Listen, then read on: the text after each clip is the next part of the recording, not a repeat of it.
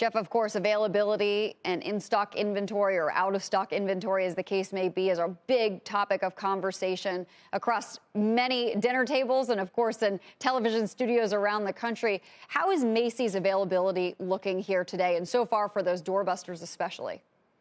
Yeah, so we're in great shape. We started early, at the beginning of the pandemic with our supply chain and really working with our overseas, not only suppliers, but also freight. We diversified the ports that we were going into so we weren't as reliant on Los Angeles and really looked at smaller ports for smaller containers.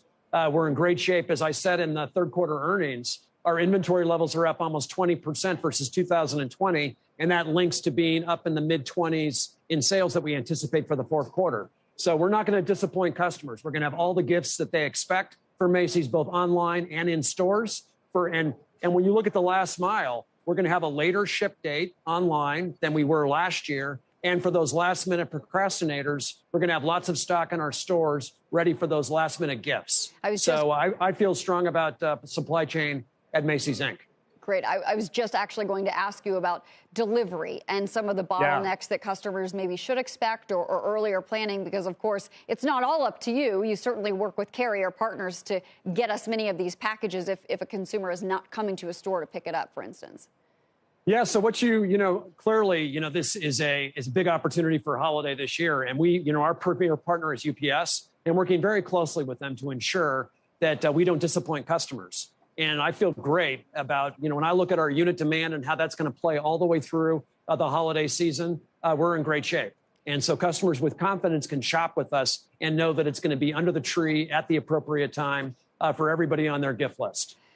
Well, you talked about Macy's being a good value. We know Macy's obviously has a promotional strategy as a department store during this time of year and always. But there's also discussion about inflation levels and promotional levels not being as deep as they were in years past. What is your strategy at Macy's? What can shoppers expect right now for this big Black Friday weekend? Are the promotions less deep than they were in years past? Yeah, so let me just talk about inflation more broadly. So, we've certainly been through those cycles before. And as a fashion retailer, this is something we're quite practiced at.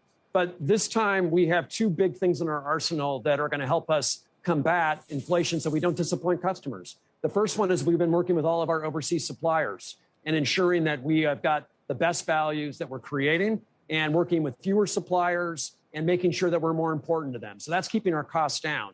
And then, when you get here, we've got a lot of data and analytics that we're putting towards our pricing science. So instead of doing these broad-based promotions, we're really personalizing promotion for individual customers. We're doing that through all of our personalization strategies. And then when we do have with a lot of fashion goods that we mark down, we're now doing that at an item and at a store level. So that's going to maximize margins. So we're testing every day, hundreds of items in terms of how are customers responding, where we have a higher ticket. And we're very satisfied that we've got the right strategy that's going to take us through to 2022, where we expect more price increases.